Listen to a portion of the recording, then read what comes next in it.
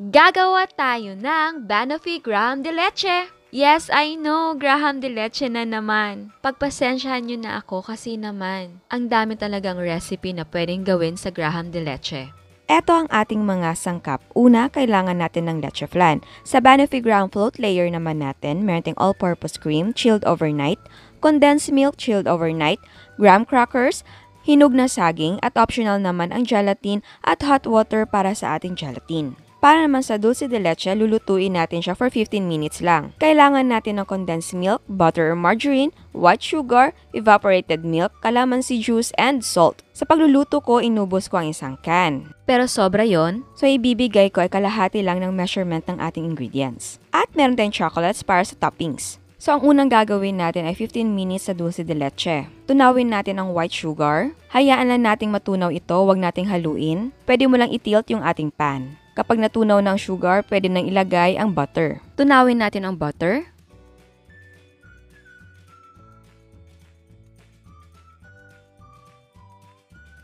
Kapag natunaw na ang butter, ilagay na ang condensed milk.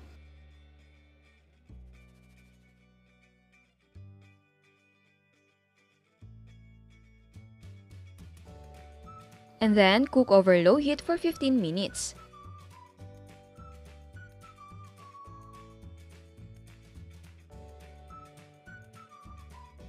After 15 minutes, ilagay na natin ang calamansi, evaporated milk, and salt. Kung gusto nyo na mas spreadable ang dulce de leche, magdagdag ng evaporated milk. Haluin lang natin ng mabuti. Turn the heat off and cool completely. Para naman sa cream mixture, tunawin natin ang gelatin sa hot water.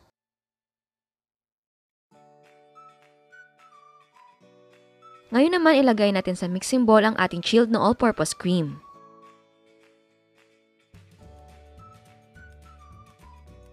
I-whip natin ang cream on high speed until mag-double ang volume ng ating cream.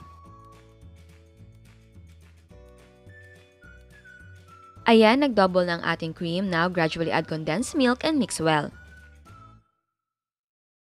At isabay na rin natin ang dissolved na gelatin. Kumuha tayo ng konting cream mixture para pang toppings natin at ilagay natin sa ref para medyo mag-firm.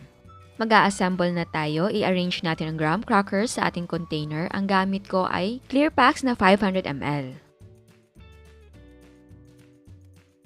Mag-spread tayo ng cream mixture sa ibabaw ng ating mga crackers. So, syempre, ang quantity na magagawa natin ay magbe-base kung gaano karaming cream mixture ang ilalagay nyo each layer. Mag-spread tayo ng dulce de leche. Mas maganda kung ilagay natin sa pastry bag para hindi messy.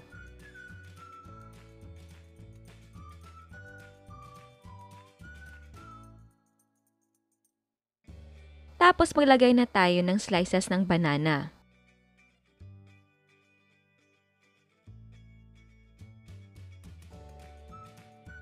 Maglagay tayo ng second layer ng ating graham crackers. Medyo i-press lang natin ang crackers.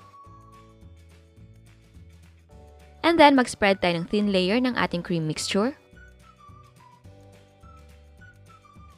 At ipatong natin ang leche flan sa ibabaw. Para sa recipe ng leche flan, ilalagay ko ang link sa description box. Or pwedeng gumawa ng sarili nyong recipe. Lagyan natin ng cream mixture ang gilid ng ating leche flan. Ito yung cream na tinabi natin at inilagay ko na sa pastry bag para ipipe natin.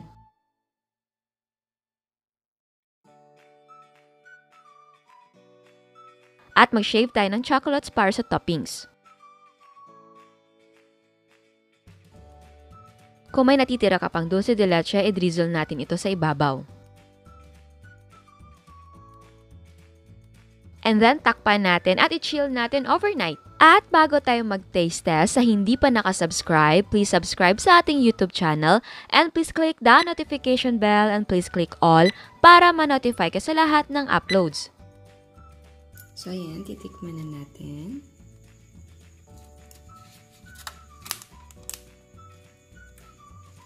Ayan.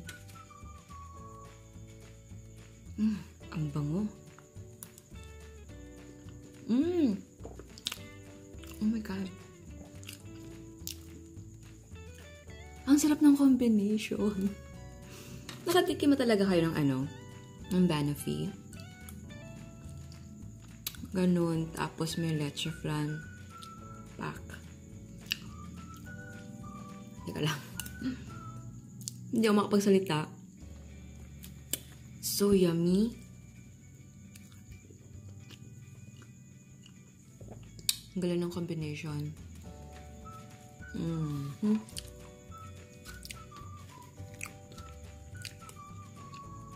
Yum talaga. Kasama yung banana. Ang sarap.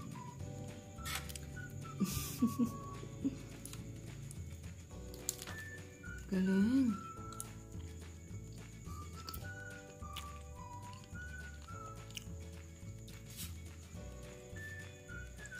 Ang nagustuhan ko dito, like yung sinasabi, yung cream mixture natin at yung ating leche flan ay hindi ganun katapang.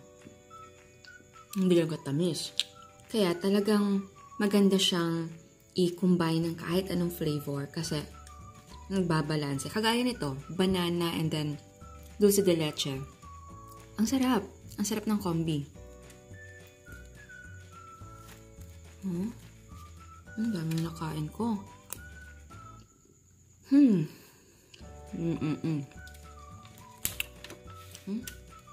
Again, hindi siya nakakaumay. Oh. So, ayan. Sana hindi pa kayo nagsasawa sa Graham de Leche. Kasi naman, ang dami-dami talagang pwedeng gawin sa recipe na yan. It's like Graham float, diba? Parang ang dami mong gustong i-combi. At lahat naman bagay. So, ayan. Sana nagustuhan nyo. Ciao! At eto naman ang mga prices ng ating mga sangkap. And yes, pwedeng gumamit ng mga gusto yung brands. Ang nagawa natin ay 6 pieces, ang cost per yield ay 59 pesos and 86 cents. Pwede mo ibenta ng 100 to 120 pesos ang isang pack. Again, ang selling price ay magdidepende kung magkano ang presyo ng sangkap sa inyo. At bago ako magpaalam, meron tayong another dose of inspiration. Eto ang putot kutsinta ni Miss Claire.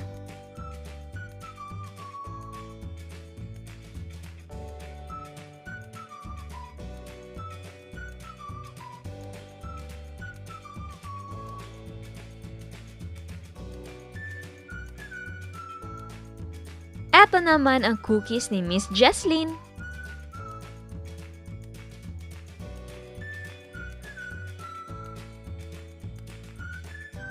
Meron din siyang kutsinta.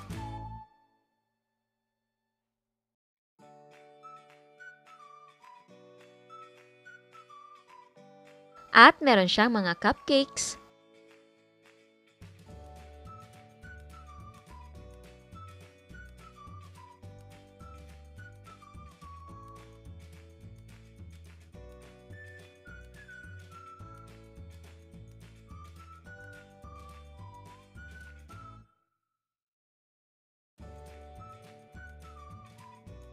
Eto naman ang chocolate brownie cake ni Miss Precious.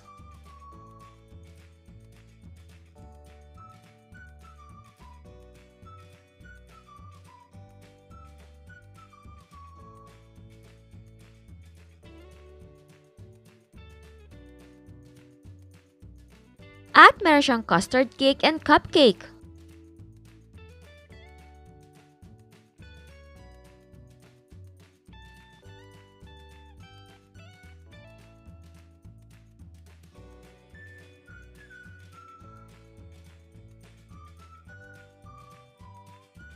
Again, I want to say thank you sa lahat na nagpapadala ng mga photos nila. Malapit na talagang mag-end ang year 2019. Wow! Ilang years na din tayo nagsasama and I'm so happy dahil isa ang kusina chef sa gusto niyong tambayan. Sana sa year 2020 ay magsama-sama pa rin tayo. At sa mga hindi pa nakasubscribe, please subscribe sa ating YouTube channel and please click the notification bell and please click all para ma-notify kayo sa lahat ng uploads. And please don't forget to like our Facebook page and follow us on Instagram. Thank you!